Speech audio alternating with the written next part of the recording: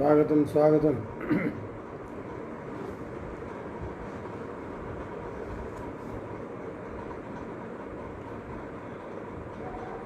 स्वागतम स्वागतम सर्वेभ्यः।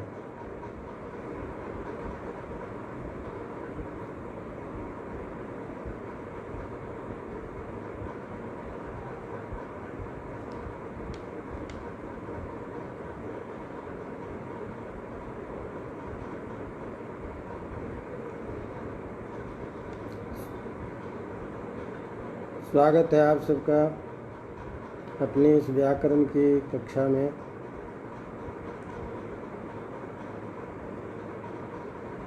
चलिए, आप लोगों की परीक्षा के लिए जो जो पाठ्यक्रम है धीरे धीरे अपन आगे बढ़ रहे हैं। आवाज़ आ रही है मेरी आप लोगों तक? आवाज़ आ रही है? ध्वनि तत्र गच्छति।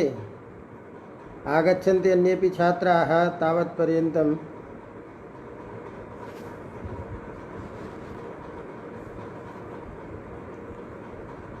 चलिए, अपना इस सिद्धांत कौमुदी के इस पाठ में अब आप लोगों का जो सिलेबस है उसी आधार पर विषय को लेते हुए चलते हैं आगे। और कृदंत प्रकरण अपना चल रहा है। तो इस कृदंत प्रकरण में बहुत सारे प्रत्ययों के बारे में अपन चर्चा कर रहे हैं कि तत्त कौन कौन से प्रत्यय है। तो कल हमने णौ प्रत्यय के बारे में प्रारंभ किया था कि कर्ता अर्थ में णौ प्रत्यय कहाँ होता है। तो कुछ उदाहरण दिए थे। उन प्रमुख उदाहरणों में जो सूत्र के द्वारा निर्दिष्ट है उसकी चर्चा अपन कर रहे थे। आवाज़ साफ आ रही है आप लोगों तक?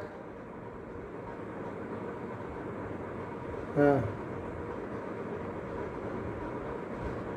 आवाज़ साफ आ रही है? कोई दिक्कत तो नहीं हो रही? कल एक कहीं से बात आई थी कि आवाज़ कम आ रही है, तो आप लोग निर्देशित करें उस हिसाब से। आवाज़ आ रही है? ध्वनि गच्छति तत्र।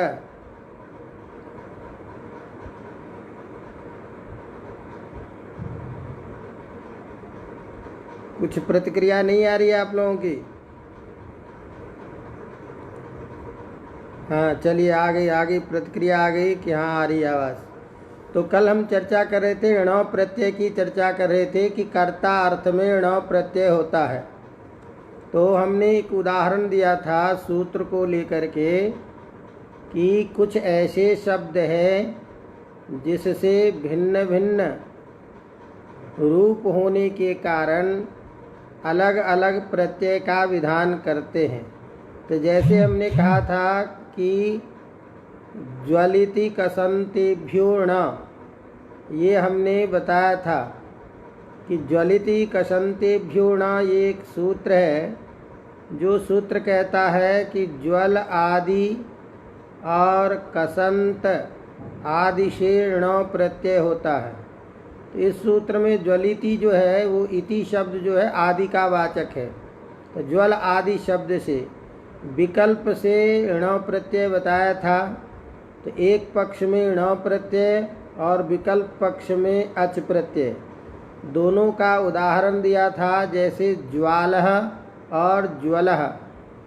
तो ज्वल धातु से जब हम कर्ता अर्थ में णौ प्रत्यय करेंगे तो णौ का अनुबंध लोप हो के अ बचेगा, ज्वल अ ये स्थिति बनेगी। और इस स्थिति में णित प्रत्यय होने के कारण अतुपधाया से उपधा को वृद्धि करेंगे तो वृद्धि होकर के प्रयोग बनेगा ज्वालः।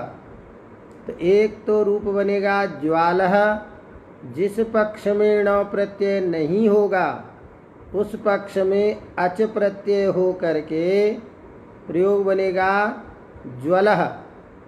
इसी तरह से आदि पद से हमने कहा था कि चल धातु से णौ प्रत्यय जब करेंगे तो स्थिति बनेगी चालः, और जब अच प्रत्यय करेंगे तो प्रयोग बनेगा चलः।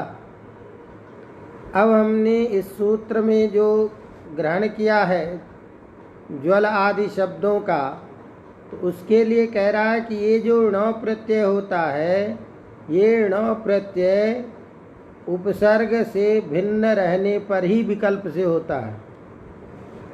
बात समझ में आ रही है? यदि मान लो ज्वल धातु से कोई उपसर्ग बाद में रहेगा तो उपसर्ग रहने पर ण प्रत्यय नहीं होगा, वहाँ केवल अच प्रत्यय ही होगा। तो इस स्थिति में ध्यान ये रखना है कि ज्वलति कसन्तेभ्यो ण जो सूत्र है, ये उपसर्ग से भिन्न रहने पर ही विकल्प से ण प्रत्यय करेगा। अवगतम? तो जब विकल्प से करेगा और उपसर्ग नहीं रहने पर करेगा, तो उपसर्ग नहीं रहने पर तो दो रूप बन जाएंगे, लेकिन यदि कोई उपसर्ग रहता है तो ऐसे उपसर्ग रहने पर कभी भी ण प्रत्यय नहीं होगा और वहाँ केवल अच प्रत्यय ही होगा। अवगतम? तो जैसे ज्वल धातु है प्रदीप्त अर्थ में, जलाने अर्थ में, दीप्ति चमकने अर्थ में, तो यहाँ जो है इस ज्वल धातु के पूर्व में यदि कोई उपसर्ग लगा दो तो ऐसी स्थिति में उपसर्ग रहने पर ण प्रत्यय नहीं होगा। जैसे उत उपसर्ग पूर्वक अब ज्वल धातु है, तो ज्वल धातु से हम क्या करेंगे? अच प्रत्यय। तो अच प्रत्यय जब होगा तो ऐसी स्थिति में उ त ज्वल अच, अच का शेष बचेगा अ। तो अब यहाँ सीधे जाकर के ज्वल से मिलेगा तो ज्वलह बनेगा। अब चूंकि उत उपसर्ग पूर्व में है तो त को जो प्राप्त संधि है वो संधि हम करेंगे। तो क्या करेंगे? उत जो है उपसर्ग, और उपसर्ग जितने भी होते हैं सभी अपने में स्वतंत्र पद माने जाते हैं। तो इसीलिए स्वतंत्र पद होने के कारण, अंत में होने के कारण झलाम जसोन्ते सूत्र से त को जस्तु करेंगे द। स्थिति क्या बनी? उ द प्लस ज्वल, और फिर स्तोश्चुनाश्चु सूत्र से द को स्तुत्व ज करेंगे। तो ज होने पर तृतीय वर्ण हो जाएगा, तवर्ग का द है तो उसकी जगह स्तुत्व चवर्ग का तृतीय अक्षर ज, तो दोनों मिलकर के बन जाएगा उज्ज्वल। तो अब यहाँ उज्ज्वल यह कृदंत प्रातिपदिक शब्द हो गया, इससे सु और उत विसर्ग करके प्रयोग बना लेंगे उज्ज्वलः। अवगतम? तो यहाँ चूंकि उपसर्ग पूर्व में है तो इसीलिए उपसर्ग रहने के कारण यहाँ ण प्रत्यय नहीं हुआ, अन्यथा यहाँ भी विकल्प से ण प्रत्यय होता तो उज्ज्वालः ये प्रयोग होता, जो प्रयोग नहीं बनता है। इसीलिए ध्यान रखना है कि ज्वलादि कसन्तेभ्यः, माने ज्वल आदि जो धातु है, कसंत पर्यंत, कस धातु पर्यंत जितने भी धातु है, इन धातुओं से होने वाला जो ण प्रत्यय है वो विकल्प से होगा और उपसर्ग से रहित से ही होगा। यदि उपसर्ग हो जाएगा तो वहाँ ण प्रत्यय नहीं होगा, इति तात्पर्य। कर लेंगे। इसी तरह से अब यहाँ आगे हम ण प्रत्यय का ही एक विशेष सूत्र है उसकी चर्चा। एक सूत्र आता है विभाषाग्रह। विभाषाग्रह ये सूत्र भी ग्रह धातु से विकल्प से कर्ता अर्थ में ण प्रत्यय करेगा। ध्यान देना। तो इसके पहले भी एक कुछ सूत्र है, लेकिन चूंकि वह अप्रसिद्ध है इसीलिए हम उससे आगे बढ़ते हुए चल रहे हैं। अन्यथा प्रकृति प्रतिपद पाठ में सभी का पाठ होना चाहिए, उचित तो यही है, लेकिन समय और आप लोगों के सिलेबस को ध्यान में रखते हुए एक बार उस रूप में चल रहे हैं। तो अगला सूत्र है हमारा विभाषा ग्रह। तो इस सूत्र में विभाषा विकल्प का बोधक, ग्रह धातु। अब इस ग्रह धातु को, धातु की अनुवृत्ति आएगी, अर्थ आप पूर्ववत करते हैं जैसे पहले से उसी तरह से। तो अब इस ग्रह धातु जो हलंत है, उस हलंत धातु का अन्वय धातु से अधिकार से आएगा। विकल्प सूत्र में है ही, पूर्व सूत्र से ण प्रत्यय की अनुवृत्ति आएगी। इस प्रकार इस सूत्र का अर्थ हुआ कि ग्रह धातु से भी कर्ता अर्थ में विकल्प से ण प्रत्यय होता है। तो अब यहाँ भी एक पक्ष में ण प्रत्यय होगा और दूसरे पक्ष में अच प्रत्यय होगा। ध्यान रखिए कि अब स्थिति क्या, दोनों अलग अलग रूप बनेंगे, लेकिन यहाँ कुछ विशेष बात होगी। उस विशेष बात को ध्यान में रखने की ज़रूरत है। वो विशेष बात क्या है कि जैसे अपन कभी विकल्प से कहीं करते हैं, जैसे अभी आपने विकल्प से किया तो ज्वालह भी बना रूप और ज्वलह भी बना रूप। तो एक ही धातु से एक ही अर्थ में दो रूप बने हैं, ज्वालह और ज्वलह दोनों का अर्थ समान है कर्ता अर्थ में। अवगतम। लेकिन विभाषाग्रह सूत्र से जो हम काम करने जा रहे हैं, यहाँ विभाषा पद पढ़ा गया है सूत्र में, और विभाषा के द्वारा जहाँ विकल्प का विधान होता है वहाँ भी कुछ विशेष कार्य होते हैं। तो विभाषा तीन प्रकार के हैं, जिसकी चर्चा हमने पहले भी की थी। प्राप्त विभाषा, अप्राप्त विभाषा और प्राप्ताप्राप्त विभाषा। तो उसकी ज़्यादा हम व्याख्या नहीं करेंगे, केवल रूप आपको अच्छी तरह से समझ में आ जाए जिस बात से वो चीज़ कहते हैं। तो यहाँ जो विभाषा है, तो जो विभाषा, जो कार्य एक जगह कहीं पर में कार्य कर रहा है तो वहाँ नित्य ही वो कार्य करेगा।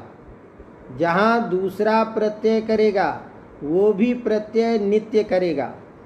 तो ये दोनों प्रत्यय नित्य रूप से ही होंगे। तो इस तरह से ध्यान दीजिए कि अब हमने कहा कि यहाँ ग्रह धातु से ण प्रत्यय होगा और ये ण प्रत्यय विकल्प से होगा।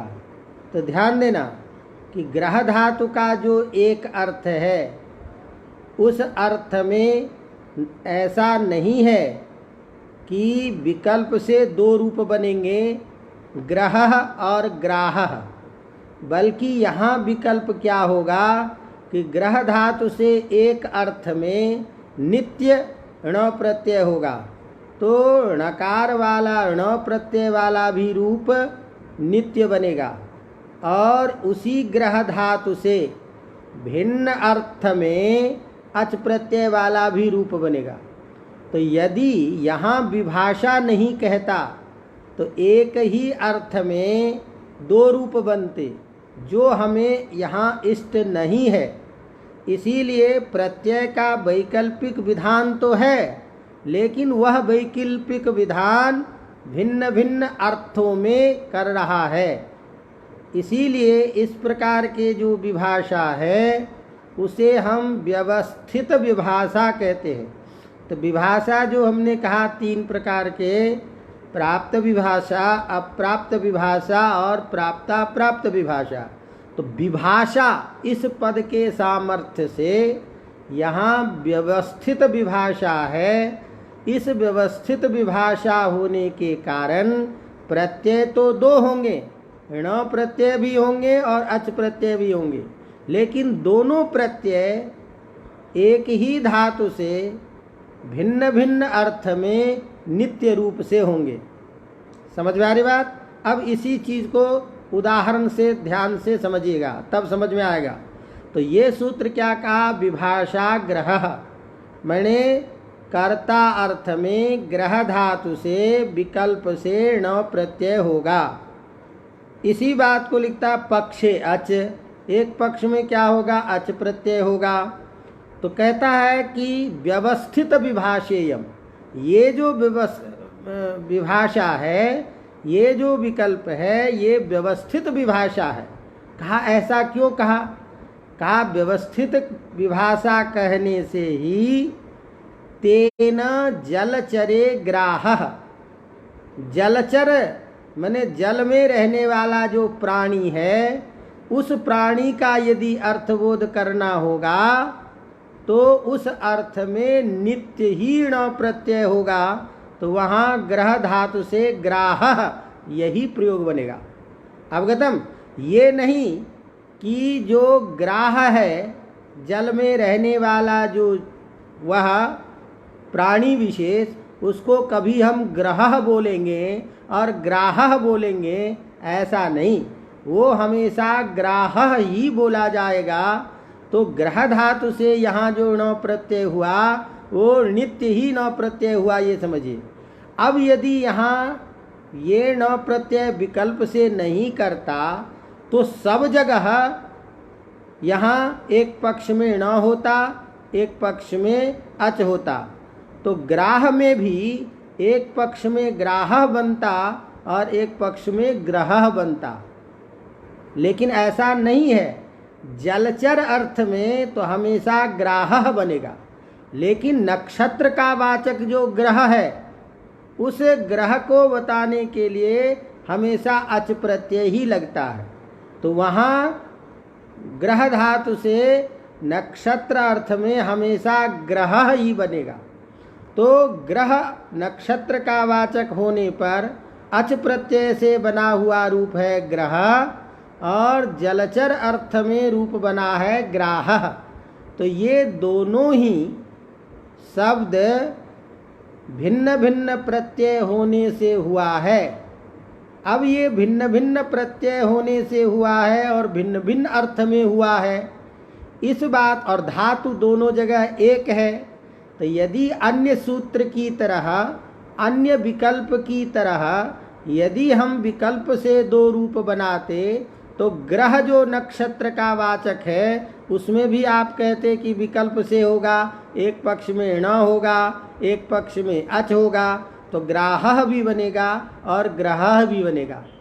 इसी तरह से जलचर का जो वाचक है उस अर्थ में भी एक पक्ष में ग्राहः बनेगा, एक पक्ष में ग्रहः बनेगा। लेकिन कहा नहीं, ऐसा नहीं है। यहाँ चूँकि विभाषा ग्रहण किया गया है, नहीं तो बा से भी काम चल जाता, लेकिन विभाषा पद के सामर्थ्य से और विभाषा में भी व्यवस्थित विभाषा होने से जहाँ जो प्रत्यय होगा वह प्रत्यय नित्य ही होगा, लेकिन दोनों तरह के प्रत्यय होंगे। तो यदा अच प्रत्ययः यत्र यस्मिन् अर्थे तत्र ग्रहः एव इत्येव रूपम, यत्र च न प्रत्ययः तत्र ग्राहः इत्येव रूपम। इस बात को बताने के लिए कह रहे हैं कि व्यवस्थित विभाषेयम। इसीलिए अन्य विभाषा से, अन्य विकल्प से यहाँ भिन्न अर्थ है। इसी बात को वृत्ति में लिख रहे हैं, व्यवस्थित विभाषेयम। इस व्यवस्थित विभाषा के स्वीकार करने से क्या हुआ कि तेन जलचरे ग्राहः, जलचर अर्थ का जब वाचक होगा उस पक्ष में जब हम ग्रह धातु से रूप बनाएंगे तो गृह्णाति इति, तो यहाँ पर में जो पकड़ता है, ग्रहण करता है जल में, ऐसा जो है पढ़े है भगवान की कथा, इसीलिए गजग्राह बंधन जो है वह कथा प्रसिद्ध है। तो वह जो प्राणी विशेष है उसको हमेशा ग्राह बोलते हैं। तो इस तरह से ग्रह धातु से यहाँ नित्य ण प्रत्यय होगा, तो ण का अ बचेगा और वही अतुपधा से वृद्धि करेंगे, बनेगा ग्राह।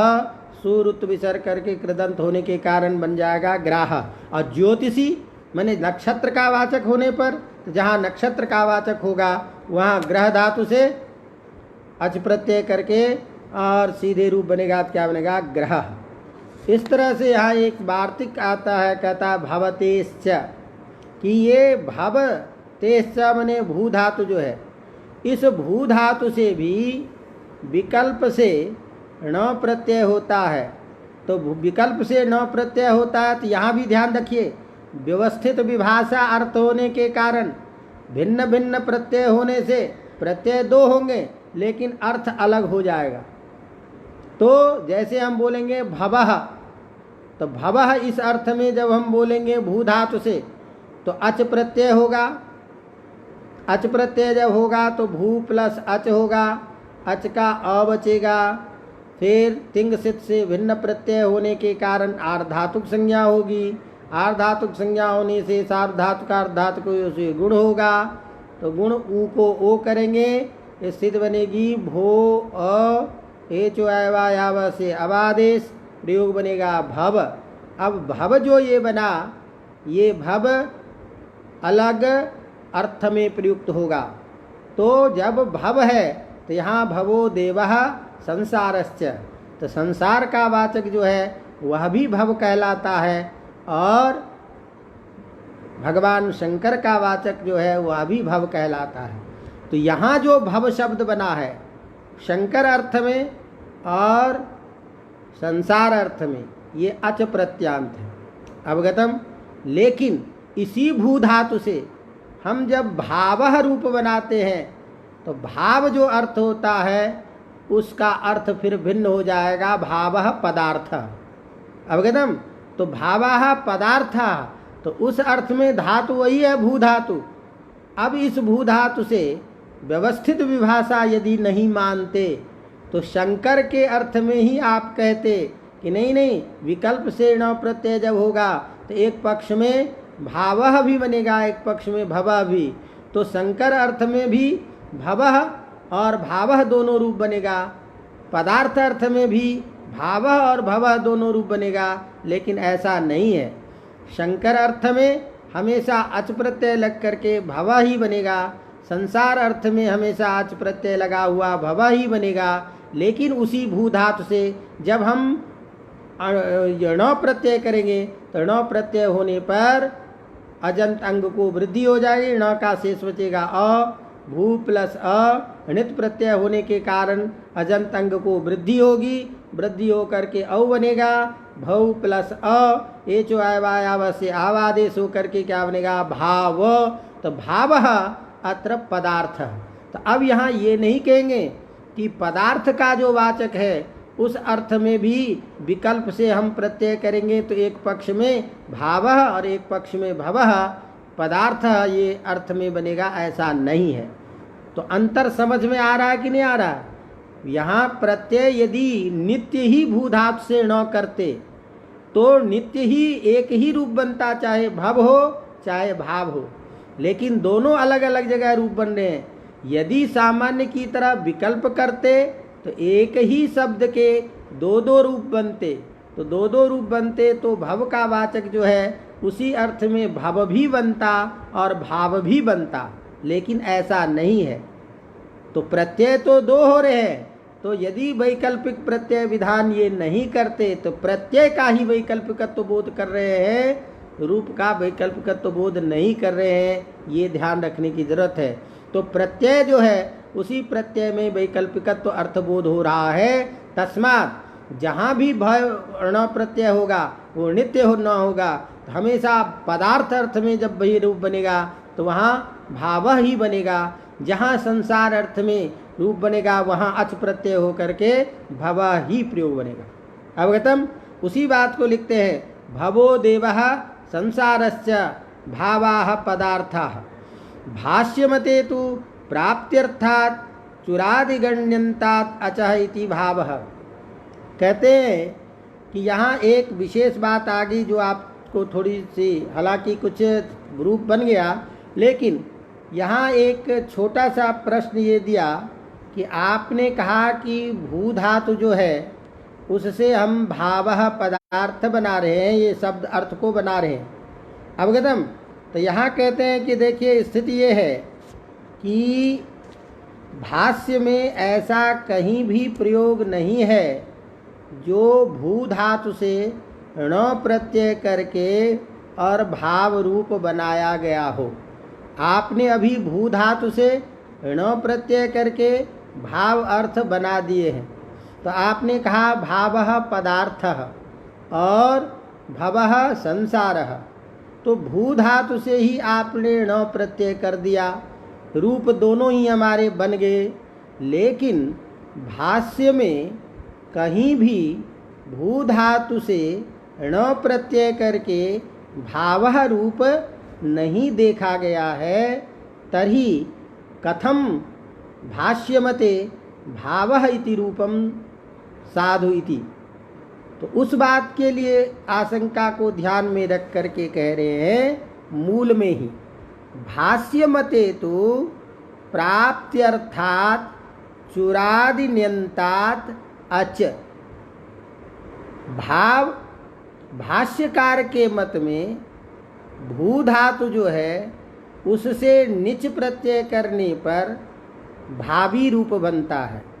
तो ऐसा जो निजंत भावी धातु है उस निजंत भावी धातु से अच प्रत्यय करने के बाद प्राप्ति अर्थ का वाचक चुरादिगण में जो भू धातु पढ़ा गया है उस भू धातु से णिच प्रत्यय करने के बाद जो रूप भावी बनता है उस निजंत भावी धातु से अच प्रत्यय होने पर भावी अ और वही नेरनीति से ई का लोप करके भाव रूप बना है।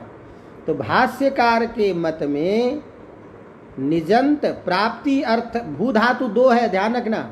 एक भू धातु है सत्ता अर्थ का वाचक भ्वादिगण में और एक भू धातु है प्राप्ति अर्थ का वाचक चुरादिगण में। तो चुरादिगण में जो पढ़े गए जो भू धातु हैं उस निजंत भू धातु से अच प्रत्यय करके बना हुआ है रूप भावः। तो भाष्यकार के मत में उसी अर्थ में भावः प्रयोग बना हुआ है, इस बात को कह रहे हैं। अवगतम। चलिए ये भी एक प्रसंग समाप्त हुआ। तो ण के प्रसंग में ण प्रत्यय के प्रसंग में ये दो सूत्र आपके सामने या जो उदाहरण था वो हमने आपको बताया। अब अगला प्रत्यय है क प्रत्यय। क प्रत्यय का विशेष विधान करने जा रहे हैं क्योंकि क प्रत्यय पहले भी कहा था, लेकिन क प्रत्यय का ही अब विशेष विधान चल रहा है। और वो कहता है गेहे क। क्या सूत्र है? गेहे कह। अब ध्यान दीजिए, यहाँ अर्थ विशेष को बताने के अब एक बात ये आ गई कि जब आप एक बात बताइए कि आपने अभी क प्रत्यय का सारा विधान पहले आपने बता दिया। उस प्रकृति प्रत्यय के पास में जब आपने ई गु प दज्ञा प्री किरह कह इत्यादि सूत्र के द्वारा क प्रत्यय का विधान कर रहे थे, उस समय पर में क प्रत्ययों का जो भी सूत्र था आतश्चोपसर्गे इत्यादि के द्वारा विधान किया। तो वहीं पर में इस सूत्र का भी विधान कर देते, बीच में ण प्रत्यय ला करके फिर क प्रत्यय का विधान कर रहे हैं। तो ध्यान देना कि अभी हमने विभाषा ग्रह इस सूत्र से विकल्प से ण प्रत्यय ग्रह धातु से कर रहे हैं। उसी ग्रह धातु से यहाँ विशेष अर्थ में क प्रत्यय हमको बताना है, इसीलिए ग्रह धातु का अपवाद भूत जो प्रत्यय ण प्रत्यय है वह विषय होने के कारण यहाँ पर में गेहे क इस सूत्र को ला करके बताया गया। तो तात्पर्य ये निकला कि यहाँ ग्रह धातु से ही कार्य करना है, लेकिन विशेष अर्थ में। तो कहते हैं गेहे मने गेह घर अर्थ होने पर, गेह मने गेहम गृहम। तो घर का अर्थ यदि बोध कराना हो तो ऐसे कर्तृत्व अर्थ को बताने में मने घर, ध्यान दीजिए यह विशेष बात है। यहाँ फिर घर जो है वही कर्ता बन रहा हो। कर्ता यदि घर है तो घर अर्थ में कर्तृत्व विशिष्ट माने कर्ता अर्थ का बोधक जो घर, कर्ता अर्थ में ग्रह धातु से गेह विषय गृह विषय। तो घर विषय हो कर्ता अर्थ हो तो ग्रह धातु से क प्रत्यय यहाँ करेंगे। तो ध्यान दीजिएगा, यहाँ गेह विषय है, घर विषय है, और वही विषय जो है कर्ता अर्थ में कर्तृत्व रूप को बताएगा।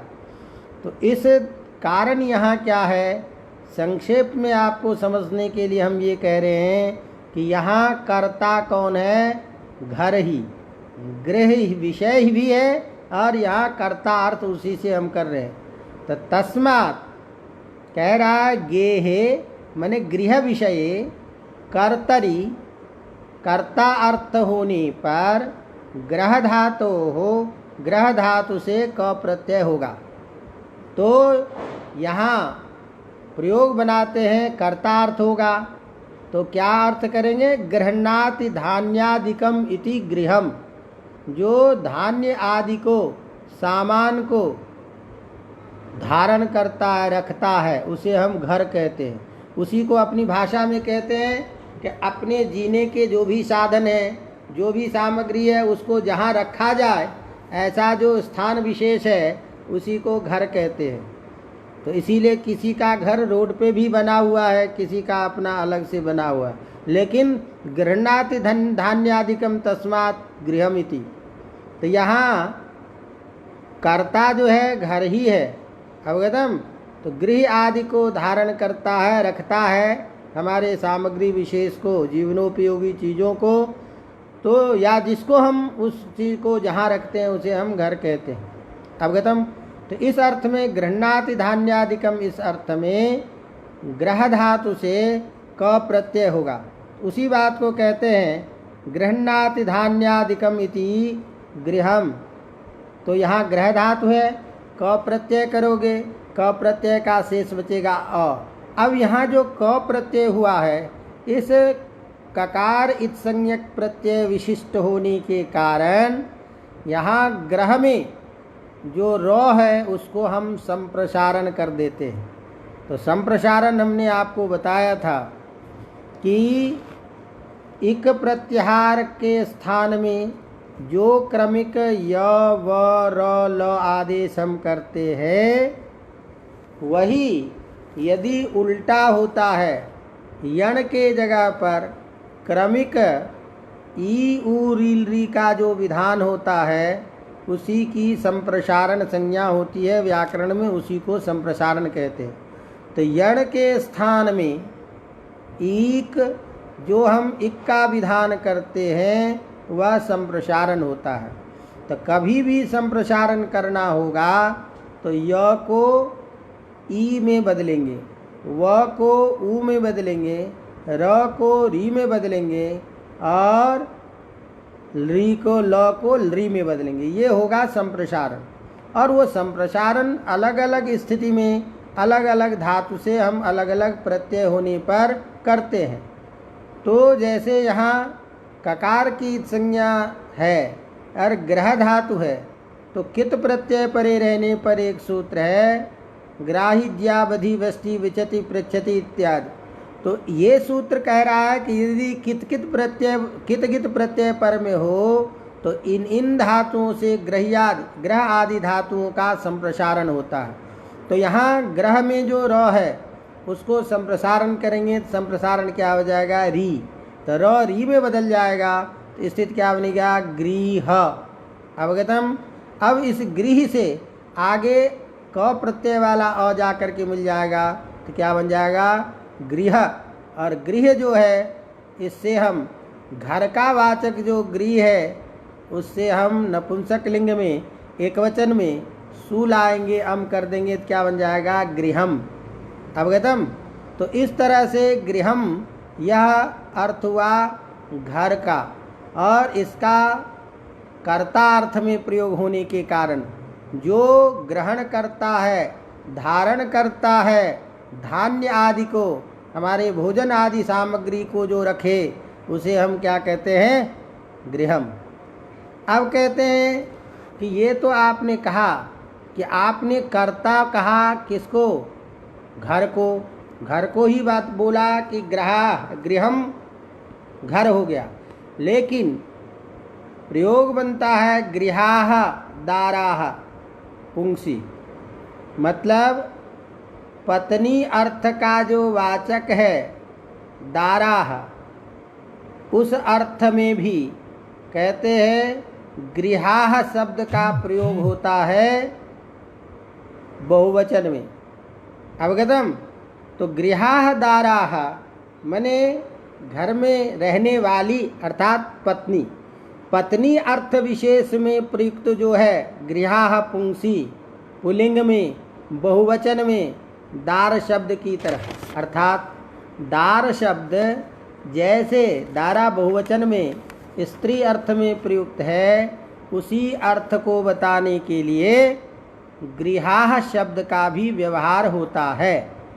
तो फिर आपने जब कह दिया कि गृहम घर का वाचक है, तो गृहाः दाराः ये जो प्रयोग होता है स्त्रीत्व अर्थ में, ये प्रयोग कैसे बनेगा? तो कहा कि कोई बात नहीं, बन जाएगा।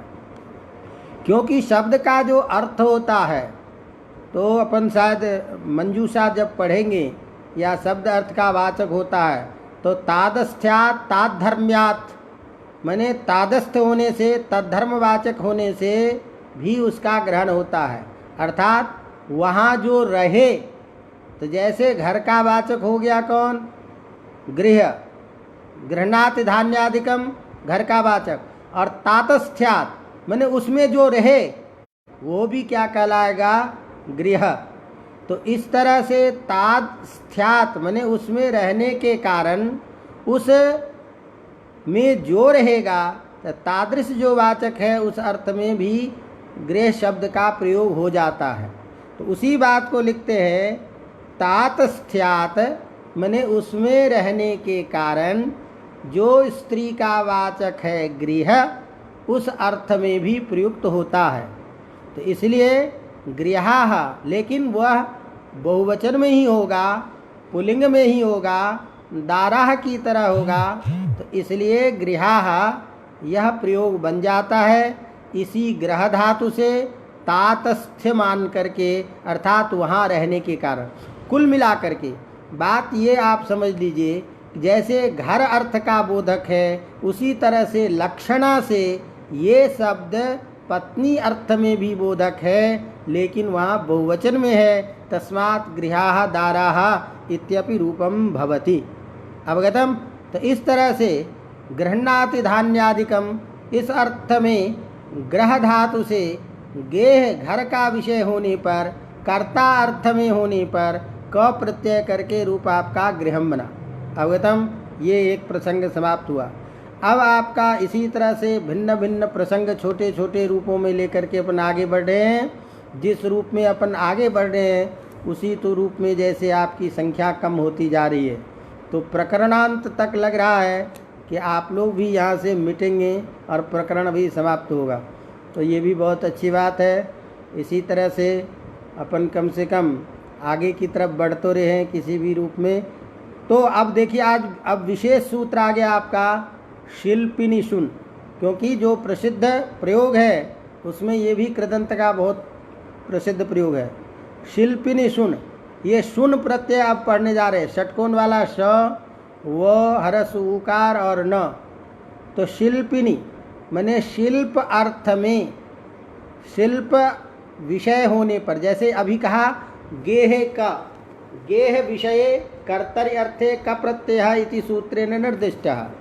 इसी तरह से अब यहाँ कह रहे हैं कि नहीं, यदि शिल्प अर्थ हो, शिल्प विषय हो, तो शिल्प अर्थ में भी क्या, कर्ता अर्थ में, तो विषय क्या है? शिल्प।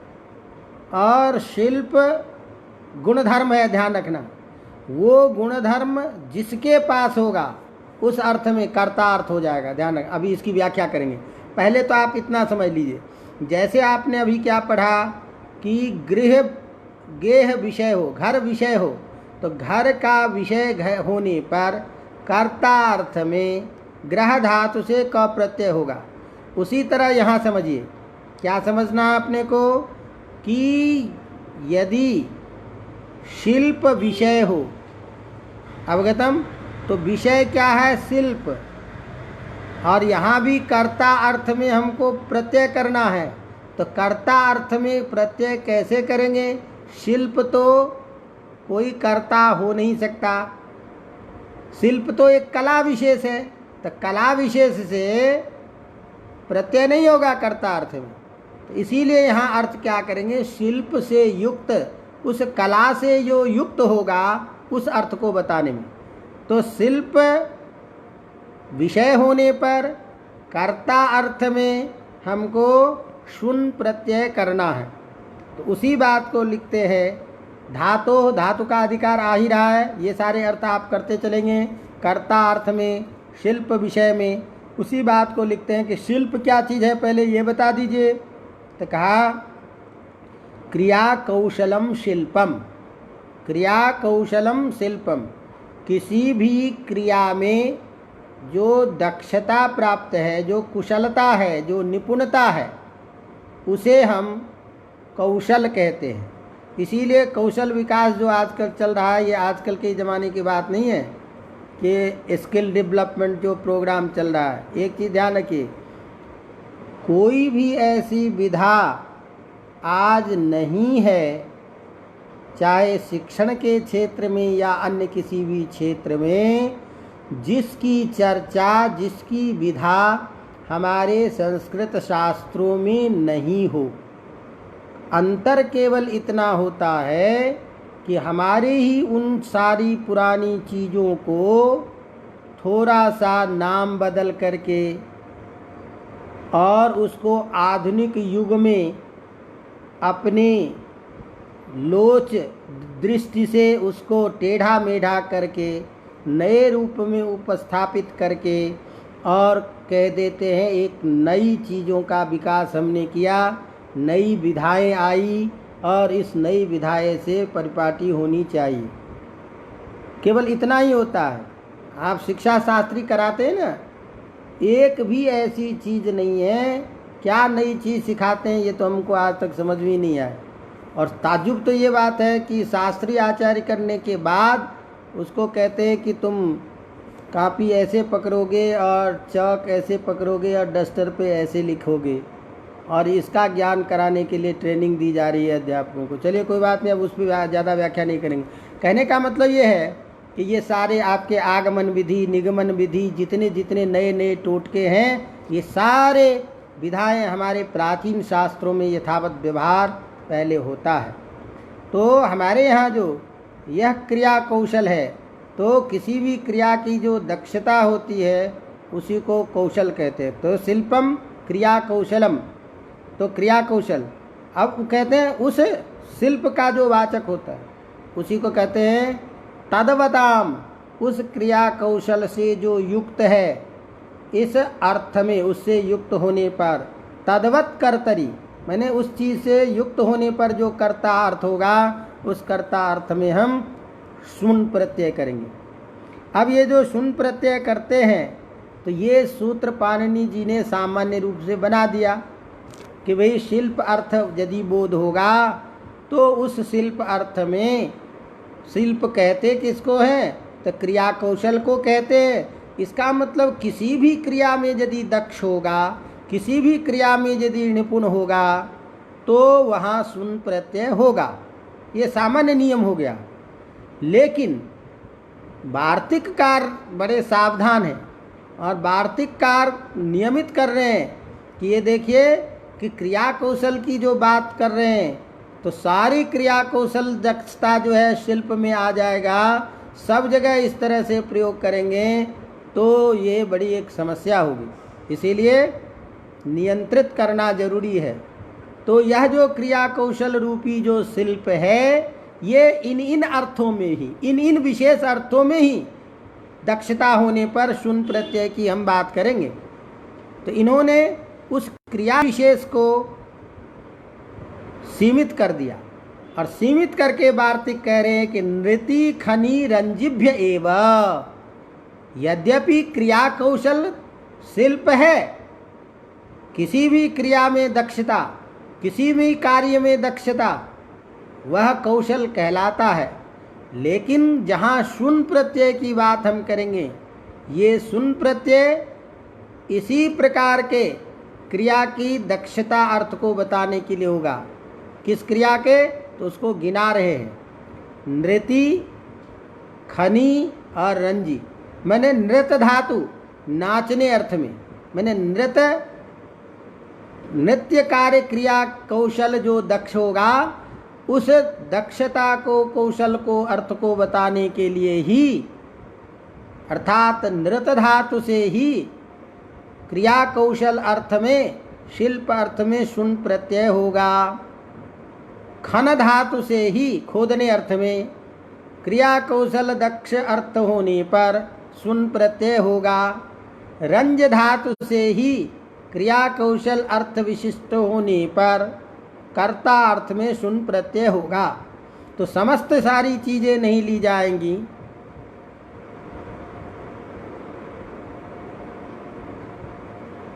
नहीं, सर्वत्र शिक्षा शास्त्री कक्षा, शिक्षा शास्त्रे तत्सर्वं संगृह्य एकत्र प्रस्तूयेति इति विशेषः तथा नास्ति। कथम इति चेत् यतो हि श्रूयतां किं भवति, शिक्षा शास्त्री कक्षायां तादृशः कश्चन विशेषः तथा न दृश्यते यत्र तादृश पठितानां शास्त्राणाम् अभ्यासः अस्माभिः तत्र क्रियते। शिक्षा शास्त्र में मैं जो देखता हूँ कि वहाँ कोई भी ऐसा नहीं है जहाँ आप पढ़े हुए विषय को, उसका प्रयोग उस रूप में आप करते हैं। उदाहरण के तौर पे ज़रा ध्यान दीजिएगा, मैं और तो कुछ नहीं, ज़्यादा समय यहाँ नहीं, कि जिस तरीके से हम 2 साल में पढ़ते हैं, जो कोई भी आज तक ज़िंदगी में अध्यापक बन गया है, मुझे नहीं लगता है कि उसका कभी प्रयोग करता है। जिसका कभी आगे प्रयोग नहीं होता है, उस प्रयोग की दिशा को हम 2 साल में सीखते हैं, और उस 2 साल में उस चीज़ों को सीखते हैं जो हमने 5 साल जो पढ़ा इससे पहले, उसका कोई उपयोग नहीं। तो जिसने शास्त्री में शास्त्र को पढ़ा, जिसने उपाध्याय में शास्त्र को पढ़ा, वो उस 2 साल की विशेष क्रिया सीखने में अपने पढ़े हुए शास्त्र को पहले भूलता है। जब तक वो भूल नहीं जाएगा तब तक उसकी वहाँ गति नहीं होगी। नई चीज़ सीख रहा है, और नई चीज़ सीखने में पढ़ी हुई चीज़ें पहले भूलेगा, और उसको जब भूल जाता है, और इस 1 साल में और 2 साल में जो नई चीज़ सीखता है कि आगे पढ़ाते समय उपयोग करेंगे, ज़िंदगी में उसका कोई उपयोग नहीं होता है। प्रैक्टिकल वही चीज़ें हैं, और उन चीज़ों में भी जो चीज़ हमको वहाँ बताया जा रहा है, वो चीज़ जब शास्त्र में पढ़ाते समय पहले, आप उदाहरण के तौर पर आप कह रहे हैं कि आगमन विधि और निगमन विधि हम पढ़ाते हैं। अब ये क्या आगमन और क्या निगमन विधि, जब आप उसी को कह रहे हो कि पाणिनि का ये चीज़ आगमन है और ये चीज़ निगमन है, और आख्यातोपयोगी हमारा सूत्र है। कहते हैं आख्याता के उपयोग में पंचमी विभक्ति होती है। तो आख्याता क्या चीज़ है भाई? कारक प्रकरण पढ़ेंगे तो आख्याता क्या है? आख्याता है गुरुच्चारणानुच्चारण पूर्वकम अध्ययनम। आख्यात कहते हैं गुरुच्चारणानुच्चारण पूर्वकम अध्ययनम। गुरु जिस प्रकार से पहले उच्चारण करता है, उसी प्रकार के उच्चारण का प्रयोग करते हुए छात्रों को पढ़ना। तो पहले का अध्ययन जो होता था गुरुकुल में, प्रत्येक संस्कृत के वाक्यों का, श्लोकों का, मंत्रों का आचार्य के द्वारा पारायण होता था, पाठ बुलवाया जाता था, जिससे कि प्रतिपद प्रतिवर्ण उसका उच्चारण छात्रों को उसी समय सिद्ध हो जाता था। इसीलिए छात्र श्लोक पढ़ने में, मंत्र पढ़ने में दक्ष हुआ करते थे। आज कोई किसी को कह दीजिए कि बीएड कर लिया है, एमएड कर लिया है, पीएचडी कर लिया है, साहित्य का छात्र है, कहिए एक सुंदर श्लोक छंद के आधार पर बोलिए तो नहीं बोल पाता है। श्लोक ही नहीं पता है, उच्चारण भी हाथ पैर ऐसे टांग को तोड़ेगा, उसका कोई अता पता नहीं कि जहाँ कहाँ गति यति लति सब खत्म होता है। तो अब उस इसकी चर्चा तो इस मोबाइल पे तो नहीं। अब कुल मिला के तात्पर्य है कि उसको यदि एक व्यवस्थित स्वरूप दिया जाए तब तो कोई बात भी होती है। लेकिन मेरा इसका तात्पर्य, आप मान लीजिए कि हम कहते हैं नई टेक्नोलॉजी में संक्षेपीकरण की विधि आई है, हम आजकल कह रहे हैं कि नई संक्षेपीकरण की विधि आ गई। अरे भाई, नई संक्षेपीकरण की विधि क्योंकि एक पैराग्राफ दे दिया और परीक्षा में पूछता है कि इसको संक्षेप कीजिए।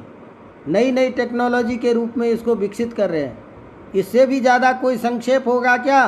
बोल रहे हैं 2 वर्ण अच, और ग्रहण ज्ञान होता है 9 वर्णों का अच प्रत्याहार में। बोल रहे हैं 2 वर्ण और ज्ञान होता है इतने सारे वर्णों का। ये जो प्रत्याहार के द्वारा वर्ण का संक्षेपीकरण का ज्ञान है, इससे भी कोई ज़्यादा संक्षेप होगा? और इसकी प्रक्रिया कब से चल रही है? तो यह जो हमारा गुरुच्चारणानुच्चारण ज्ञान था, वही ज्ञान को आप हमको बीएड में ले जा करके बता रहे हो। वही हमारा पाणिनि का जो आगमन निगमन है, उसी को ले जा करके वहाँ बता रहे हो, उसी को ले जाकर। इसका मतलब क्या हुआ कि तादृश कोई विशेष ऐसी चीज़ें, अब उदाहरण के तौर पर आप कहो कि अध्यापक को पढ़ाने के लिए कोई अति एक नियम होना चाहिए, एक ये होना, शिक्षण विधि होना चाहिए। किसी भी अध्यापक की कोई शिक्षण विधि तय नहीं है, कोई ऐसी शिक्षण विधि लागू नहीं है जो शिक्षण विधि कक्षा में लागू हो सके। कारण क्या कि हर अध्यापक की अपनी एक योग्यता विशेष होती है। हर आदमी की अभिव्यक्ति की, विषय को पढ़ाने की, विषय को समझाने की, स्वयं सभी अध्यापकों की एक विशेष बातें होती है। तो किसी भी विषय को पढ़ा हुआ भी अध्यापक उस विषय को नहीं समझा सकता है। किसी के द्वारा छात्र एक बार में ही समझ लेता है। कोई सी ऐसी विधि नहीं है। इसीलिए जिस विधि के द्वारा अध्यापक छात्र को अच्छी तरह से विषय समझा दे, वही सर्वोत्तम विधि है। अब वो विधि व्यक्ति के भिन्न भिन्न होने के कारण, स्वाभाविक गुण भिन्न भिन्न होने के कारण वहाँ शिक्षण विधि ला। तो विधि क्या चीज़ है? सबसे पहले आवश्यक हो गया कि अध्यापकों को विषय की योग्यता होना। अब आप हमको वहाँ बीएड में जा कर के समझाते हो अध्यापक कैसा होना चाहिए, उसको विषय का ज्ञान होना चाहिए। अरे दादा, ये कौन सा विशेष ज्ञान लेकर के हमको अभी, अध्यापक तो वही होगा जो अध्यापक विषय का ज्ञान ही नहीं है, तो उसको अध्यापक कैसे कहेंगे? चलिए, अब बीएड वाले सुन रहे होंगे हमारे, ऐसे कहेंगे कि ये तो नोट ऐसा कर रहे हैं हमको। ऐसा नहीं, लेकिन तात्पर्य मेरा ये है कि आजकल जितनी भी आधुनिक शिक्षण में हैं, उन सभी शिक्षणों पे ज़रा विशेष दृष्टि यदि हमें रखा जाए, तो कोई ऐसा ये मैं नहीं कह रहा हूँ कि अनुपयोगी है, लेकिन तात्पर्य ये मेरा है कि हमारे जो प्राचीन शास्त्रों में जो सिद्धांत जगह जगह बताए गए हैं, उसी सिद्धांतों के रूप को नया नाम दे करके, जिसको हम कहते हैं ना मार्केटिंग वाली बात, तो इसको इसी रूप में है। और परिणाम तो देख ही रहे हो, विशेष रूप से संस्कृत शिक्षा में जितनी भी नई विधियाँ आई है, सारे संस्कृत शिक्षा को बर्बाद करके रख दिया। और वही प्राचीन शिक्षा जब तक थी, प्राचीन प्रणाली जब तक थी, छात्र हमारे कम थे, लेकिन एक ही छात्र होता था। संस्कृत में अधिक छात्रों की ज़रूरत नहीं है भाई। संस्कृत में 2-4 ही छात्र हो, लेकिन वो छात्र ऐसा हो जो अपनी विद्या को रखता है, वही छात्र होता है। चलिए, विशेष प्रसंग में ला करके सारे इस प्रक्रिया को आपने आज तो ऐसे ही कर दिया। आज का प्रवचन तो हमारा कथन ये चल रहा था, इसीलिए मैं कभी इस पर ध्यान नहीं देता आप लोग क्या लिखते हैं, पढ़ाने के बाद करेंगे। तो ये चर्चा चल रही थी कि यहाँ विशेष अर्थ में कहा कि नृति खनि रंजिभ्य एवं, यहाँ शिल्प के द्वारा जो आप कथा की बात कर रहे हैं, क्रिया कौशल की बात कर रहे हैं, सभी क्रिया कौशल दक्षता की बात नहीं है। केवल नृत धातु और खन धातु और रंज धातु से ही क्रिया कौशल की दक्षता में ये शुन प्रत्यय होगा। उसी को कहते हैं कि नृति खनि रंजिभ्य एवं। तो अब यहाँ देखिए शुन प्रत्यय है, तो शुन में सकार की संज्ञा की है, वू है न है, तो अनुबंध लोप होके वू बच जाएगा। और वू का परिणाम हमने आपको बताया था कि युवोर्नाकों से अक करेंगे। तो जैसे नृति गात्र विक्षेपे धातु है, तो अब नृति का अनुबंध लोप होके क्या बनेगा? नृत बचेगा। नृत से सुन प्रत्यय करेंगे, सुन का वू बचेगा, वू का परिवर्तन अक होगा, नृत प्लस अक। अब वहाँ सुन प्रत्यय जो है ये तिंग से भिन्न होने के कारण आर्धातुक संज्ञा होगी। आर्धातुक संज्ञा होने से यहाँ हम क्या करेंगे? गुण करेंगे। लघुपद नृत धातु है, गुण करेंगे लघुपद, तो नृ को गुण हो जाएगा अर। तो नर्त आगे जाके मिलेगा अर्थ अक नर्तक। तो नर्तकः, तो यदि पुरुषः कश्चन अस्ति क्रियाकौशल दक्षः, क्रिया कौशल से युक्त जो नृत्य करने वाला जो पुरुष है उसके लिए तो बोलेंगे नर्तकः। अब ये देखिए कि पाणिनि की यह जो क्रिया कौशलता है इस यहीं पर में देखिए, चूँकि उनको पता था कि भाई क्रिया कौशल में दक्ष स्त्री भी होती है तो नर्तकी भी हमको प्रयोग बनाना है, तो प्रत्यय तो एक ही करेंगे, लेकिन कौन सा ऐसा विधान जिससे दोनों जगह काम चल जाए, इसीलिए इसमें शीतकरण कर दिया। शुन प्रत्यय में जैसे केवल उन भी तो कर सकते थे, लेकिन उन नहीं करके सुन प्रत्यय किया, षटकोण वाले श की संज्ञा की, तो शीत होने के कारण यहाँ अगले स्त्री प्रत्यय में जो अपन पढ़े हैं सिद्ध गौरादिभ्यश्च, इस सिद्ध गौरादिभ्यश्च से स्त्रीत्व विवक्षा में गीस करके हम नर्तकी भी बना लेते हैं। तो इस तरह से एक पक्ष में नर्तकी स्त्रीलिंग में और पुल्लिंग में नर्तकः, ये दोनों रूप बन जाते हैं। अवगतम। अब यहाँ एक और भी विशेष वार्तिक यहाँ बनाना पड़ रहा है, क्योंकि रंज धातु आपने बताया, तो रंज धातु से यदि मान ली खन धातु है, खनकः बन जाएगा खोदने वाला। अब यहाँ रंज जो धातु है, तो रंज धातु से यदि हम शुन प्रत्यय करते हैं तो शुन प्रत्यय का वू बचेगा, वू का परिवर्तन अक होगा, तो रंज प्लस अक बनेगा। अब रंज प्लस अक जब बनेगा तो रंजकः प्रयोग बनेगा, लेकिन रंजकः प्रयोग नहीं बनता है, रंगने वाला, इस अर्थ में रजकः बनता है। तो अब रजकः प्रयोग कैसे बनेगा, क्योंकि धातु तो क्या था रंज, रंज में बीच में नकार है, अनुनासिक वर्ण है, तो रंजकः प्रयोग बनना चाहिए, रंजकः प्रयोग नहीं बनता। इसलिए यहाँ एक वार्तिक और देना पड़ा कि ध्यान रखिए, कहा कि देखिए असी अके अने रंजेर नलोपो वाच्यः, अस अक और अन परे रहने पर रंज धातु के न का लोप होता है।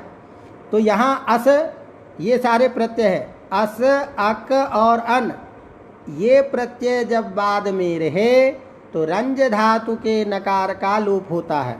तो यहाँ रंज धातु है, रंज धातु से हमने शुन प्रत्यय किया, शुन प्रत्यय का शेष अक बचा था, तो रंज अक है, तो अक बाद में होने के कारण रंज धातु के अनुनासिक वर्ण का हो गया लोप, लोप हो जाने से स्थिति क्या बन गया, रज प्लस अक जाके बना रजक, और स्त्रीत्व विवक्षा में रजकी, तो रजकः रजकी।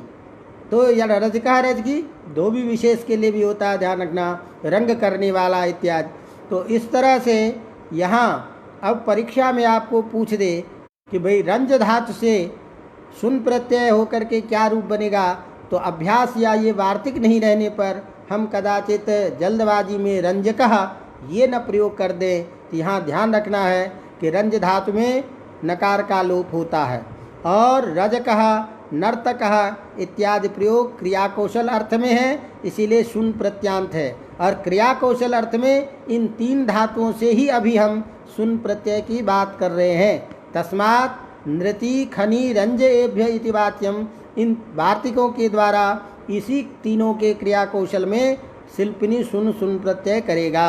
अवगतम। चलिए एक प्रसंग समाप्त हुआ, और आगे की चर्चा हम धीरे धीरे इसी तरह से करेंगे।